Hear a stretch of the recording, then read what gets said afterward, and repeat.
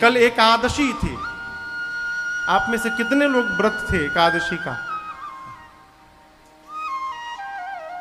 इतने में बस इतने लोग व्रत थे?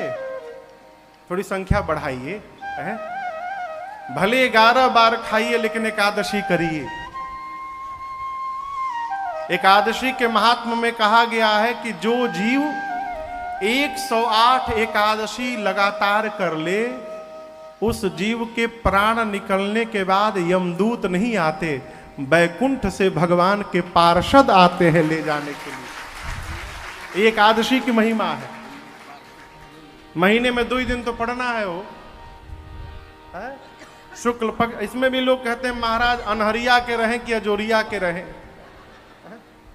कहें अनहरिया अजोरिया हो, दोनों रहिए। एकादशी के दिन चावल स्पर्श करना भी पाप है, खाना तो बहुत दूर की बात, छूना भी मना है। कितना आइटम है व्रत में। अभी एक जगह हम लोग एकादशी कथा में थी तो खूब बढ़िया बढ़िया आइटम बना था ठाकुर जी के लिए। एक लोग आए तो कहें भैया कि, अब वो कहें महाराज हम व्रत का खाना नहीं खाते। हम भैया खाइए तो पहले, प्रसाद है। और जब वो एकादशी का आइटम देखे बोले महाराज इतना बढ़िया बढ़िया भोजन मिलेगा तो हम रोज एकादशी रह जाएंगे। आज के कौन गिन रहा है? एकादशी रहिए। एकादशी की बड़ी महिमा है। एकादशी के दिन चावल छूना भी मना है। लेकिन हमारे आपके बगल में एक स्थान है, धाम है, श्री जगन्नाथ धाम, जगन्नाथपुरी, जहां एकादशी के दिन भी जगन्नाथ भगवान को खिचड़ी का भोग लगाया जाता है। पूरे धरती पर एक इकलौता स्थान है। जानते हैं क्यों? भगत के कारण। इसी चौपाई पर ये प्रसंग है पूरा। भगत प्रेम बस सगुन सोई। एक माई थी जिनका नाम था कर्मा।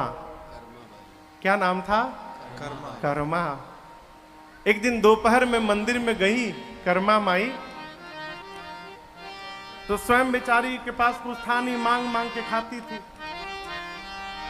दोपहर में गई जगन्नाथ भगवान के मंदिर में, देखी पुजारी जी भोग लगा रहे हैं।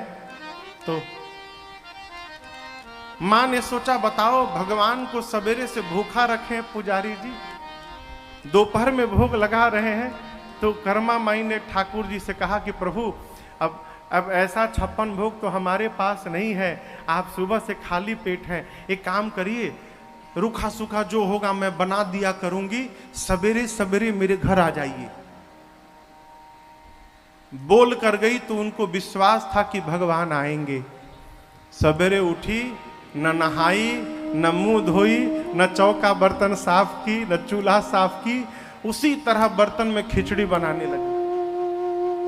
खिचड़ी बना के जैसे कर्मा ने रखा, एक 8 साल का बालक दरवाजे पर आया और कहा मां जल्दी से खिला दे, भूख लगी है मुझे।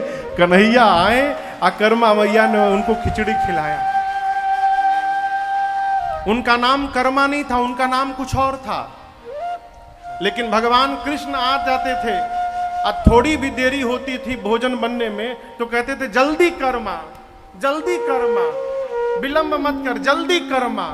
तो भगवान कृष्ण जब कहते थे जल्दी कर्मा, जल्दी कर्मा, तो ये कर्मा से उनका नाम कर्मा बाई हो गया। रोज भगवान खिचड़ी खाने आते थे। एक दिन आचार्य संप्रदाय के महात्मा थे बाबू, दक्षिण भारत के रामानुजी संप्रदाय के महात्मा। वो सवेरे सवेरे गुजरे तो देखे कि कर्मा बर्तन धो रही है। तो पूछे कि अरे तुम इतने सवेरे भोजन खा ली? बोले नहीं तो कन्हैया आता है ना भोजन करने। तो बोले हाँ इतनी बड़ी तुम भगत हो कि तुम्हारे यहाँ भगवान 56 भोग छोड़ के खिचड़ी खाने आएंगे। तो बोले ऐसे तू भोजन करा देती है? तो बोली कैसे करना चाहिए? बोले तुम नहाई हो, पहले खुद स्नान करो, स्नान करने के बाद चौका बर्तन साफ करो, शुचिता लाओ, साफ आंगन साफ करो, स्नान करो, उसके बाद पवित्रता पूर्वक प्रणाम करके भोजन बनाओ, तब भगवान को भोग लगाओ। अब अगले दिन टाइम से भगवान आए तो देखे कर्मा जी अभी झाड़ू लगा रही हैं। फिर भगवान चले गए, चलो आधे घंटे बाद आऊंगा, अभी देरी है। फिर आधे घंटा बाद पहुंचे तो देखे स्नान करके आई हैं, फिर चले गए। ऐसे 4-5 बार भगवान आए गए, अंत में आए तो खिचड़ी बनी मिली। जल्दी जल्दी भगवान गरम गरम खिचड़ी खा रहे थे, तब तक मंदिर में भोग लगने का टाइम हो गया। और जब वहां भोग की घंटी बजी तो भगवान छोड़ के अब भागे मंदिर में।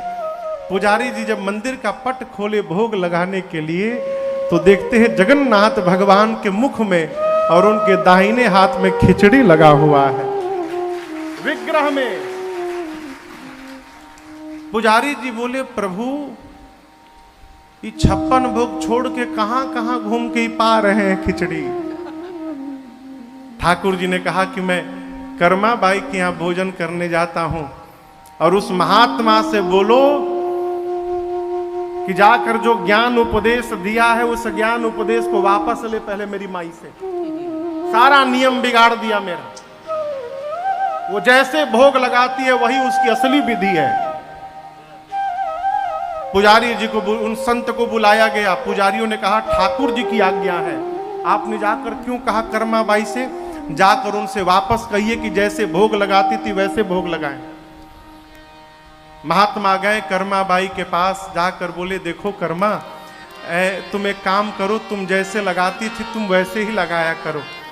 कर्मा बाई बहुत प्रसन्न हुई, बोली आपने बड़ी समस्या समाप्त कर दी। आज मेरे कन्हैया को विलंब हो गया, कल से टाइम से भोग लगाऊंगी। एक काम करिए, आज भी आप भी बैठ जाइए, यहीं रुकिए, कल सुबह कन्हैया के साथ भोजन करिएगा।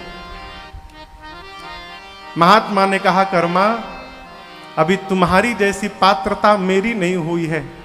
तुम कन्हैया को भोजन करा सकती हो, लेकिन मैं कन्हैया के साथ बैठकर भोजन नहीं कर सकता हूं, मैं उस योग्य नहीं हुआ हूं, तुम ही उनको भोजन कराओ।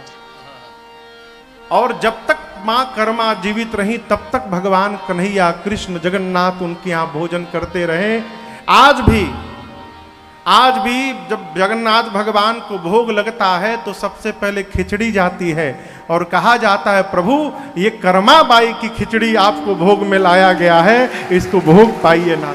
आज भी वही खिचड़ी का भोग लगता है। तो यदि कर्मा के बुलाने से भगवान आ सकते हैं,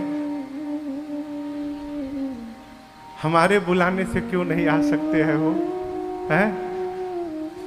एक आपको एक गूढ़ बात बताऊं, हम कभी भगवान को बुलाने मंदिर में जाते ही नहीं है। हम जब भी जाते हैं तो उनसे कुछ न कुछ मांगने के लिए जाते हैं। और याद रखिएगा, जहां बहुत मांगा जाता है ना, वहां से प्रेम धीरे धीरे समाप्त हो जाता है। आपसे कोई नृत्य मांगने लगे, आप उसको पसंद करेंगे? भगाओ जब आता है कुछ मांगता है। जब आपसे नित्य मांगा जाए आपको अच्छा नहीं लगता, इनसे रोज मांग रहे हैं तो क्या इनको अच्छा लगता होगा? हमारे पास भगवान नहीं आएंगे, क्यों? ये निर्मल नहीं हुआ है।